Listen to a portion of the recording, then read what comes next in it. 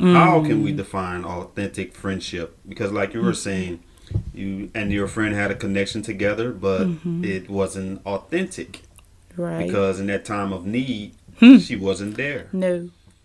And this So, was one of my friends that I right, considered a sister. She considered me a sister. I called her exactly. mom, mom. We were the Mm, closest out of all of my friends. Well, one of the closest out of all of my friends. right, right. So that was very shocking to me. I agree. So let's touch on it. How do we define? How is authentic friendship defined? So number one, they will cooperate and not compete. Hmm. That friend will cooperate and not compete. Now, who can relate to this? There's that friend that no matter what you do, they've already done it. They know someone that has done it. That has done it, or they're doing it better than you. They're Exactly always competing, always comparing you to either their lives or right, somebody else that they know. right. Yes, they're always pitting you against someone else Yes. because it's just that spirit that's in them, a spirit of, I guess you can call it jealousy And or envy. envy, Yes. and they just want to compete for whatever reason, whether For it's with your whatever reason. kids, Right? Oh my. in Yes. sports or in academics. It's whatever. They can Yes. always outdo you. They're never Outdo just happy you. for you and what you're accomplishing, what your Right. family is doing. And they look at it more like beating you to some type of race. Right, right. So if you can find a friend that wants to cooperate, that's happy for you, that supports you, Yes. you better hold on. That's And an you happy authentic for friend. them and Yes, support them, and it's no, this one is doing, every time you tell them something good, it's always the next person that's doing it better than right. you or doing it like you, or that's not healthy. It's not Yes, healthy. that friend that always wants to compete. That's not authentic, and you have to put them in a certain box, which we'll talk about shortly. Yes. Knowing where to put your friends at, but that friend that wants to compete, that's not an authentic That's friend. very unhealthy. You have to remove them or Yes. put them in a certain box. Yes. So number two, an authentic friend will be that person that will defend you in your absence. That will defend you in your absence. Yes. If you have a friend that likes to gossip and is always talking about someone, just know that when you're not around, You're guess being who's going to talked be the about. subject? Yes. You'll be talked about too.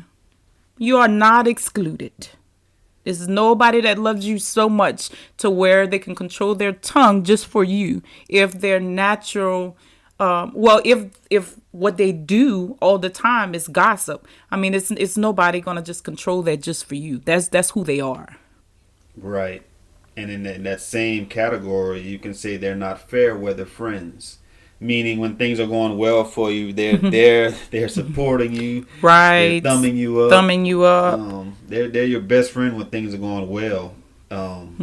They'll support you all through the good times, but when you need them, just like you just gave the example, in the bad times or the difficult times, Right. you know where to be found. You can't find them with a flashlight. Right. Right. That reminds me of, and I'm sure you guys can relate of that friend that you might have been that person in your clique of friends that had the car. You Oh had the my. car and everybody was your friend. Right. You went pick up everyone. You were the ride to all the fun events, all the parties. But guess what happened when your car broke? Who was Who was responsible? responsible and who came to pick up you? Right. Couldn't be found.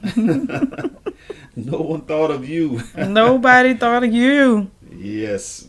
So that friend that only supports you in good times, that's not an authentic friend. You No. want that person who's there for you through thick and thin. Through thick and thin. And you know what? That makes me think of a quote that I read one time. And I mean, it was so profound to me because this can be applied to all areas, but this was concerning business because, as you all know, we are in business. Right. And it was from Steve Jobs or Jobs. How you pronounce his name?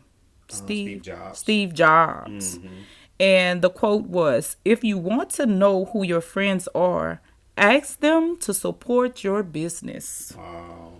And you can put anything in that little box of business. You can say, ask them to support your education, Right. ask them to support your journey to self-care, Right. to good health, to Right. a healthy mental state. Right. Ask them to support anything positive in your life. Exactly. And see And where they see stand. where they stand.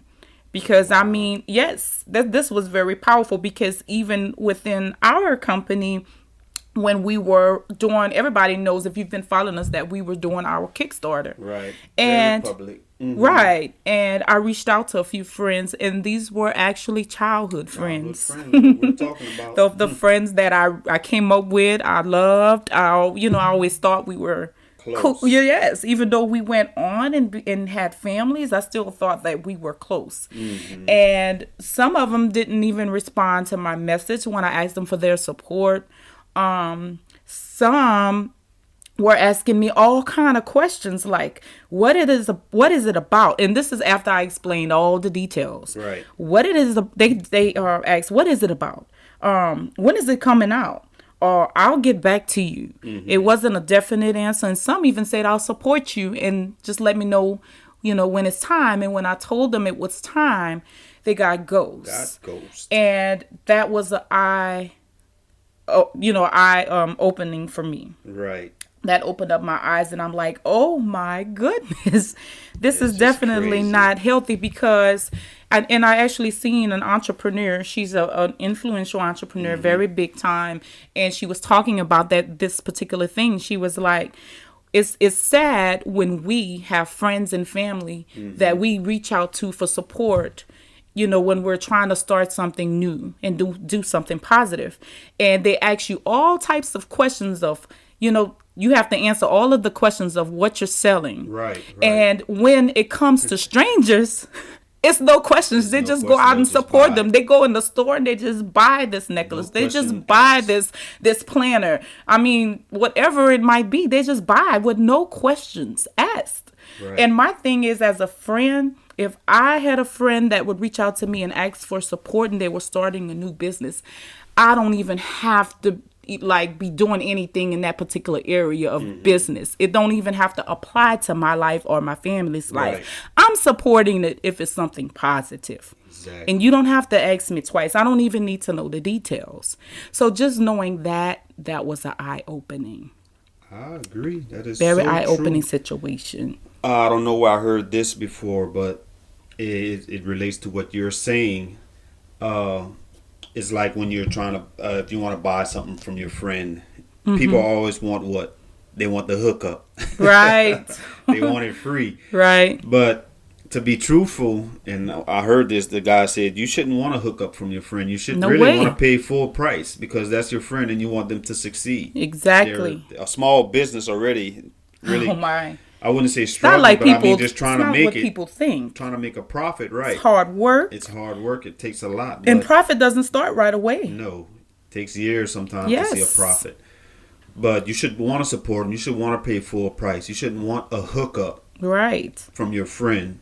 You should want to support their business. Right.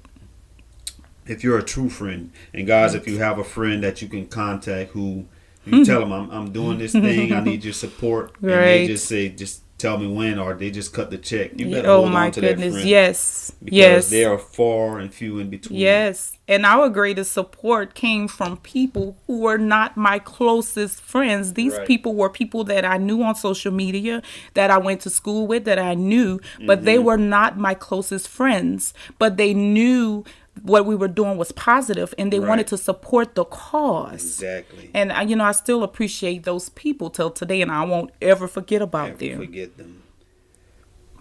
Yeah, so I wholeheartedly agree. And going back, I give the scriptural example of David and Saul. Saul was so close with David that he went against his own father. Wait, is it David? I'm sorry, Jonathan. Saul's son, Jonathan. Jonathan and David. Yeah, he was so close with David that he went against his own father. And he loved David so much. Remember, these are friends, guys. He loved David so much that he wanted him to be the king. Right. He humbled himself. He's like, I'm next in line, but I want you to be the king. I won't even stand in your way. Powerful. So if you can find a friend like Jonathan, my goodness. Cherish that friend Cherish for that life. friend for life. Treat them well. Treat them well. And it's a two-way street, guys. It's not Absolutely. a one-way street. You have to be Absolutely. that, like I said earlier, you have to be that Yes. friend that You want to see. you want it to see in others. It doesn't go one way. Right. But at the same time, too, we can only give to people what they're open to receiving from us. Right. So you have to make sure that your friend is open and it's not no hidden, competition and all of the things we discussed a while ago. Exactly. And another scriptural example is in contrast of David and Jonathan is Judas and the Messiah. And that goes back to our childhood friends. Judas hung around with them till the end. And what happened? He turned on him. He wasn't there when the He Messiah even kissed needed him too. Right. Turned on him. That goes back to the story you heard of the little Right, kids the who little yeah, right. who He had had the his hand around the arm shoulder. around Right. the boy's neck. That was so sad. So you got to be aware of the Judas types, and that's Right. not the authentic friendship. It's not.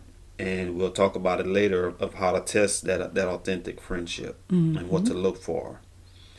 So that was how you define authentic friendship. Number one, they will cooperate, not compete. Number two, they will defend you in your absence. And just briefly, number three, they will support your growth. And we kind of talked about that. That friend that you can call on that's going to be there to support you. Their presence will be there. And I read this not too long ago. It's about the presence. You don't really have to, you don't have to put out a check. You don't have to pay for anything. Just having your presence of being there, like for you when your dad died, and Right. you would have just loved to have her presence there, showing that she supports. Right. So just calling, Right. showing up at an event or whatever they're doing, just being there to support them means Right. everything, Right. and that's so important. Absolutely. So number three, they will support your growth. So that's how you define authentic friendship. Let's get into this part that a lot of people struggle with. And that's letting go of old friends.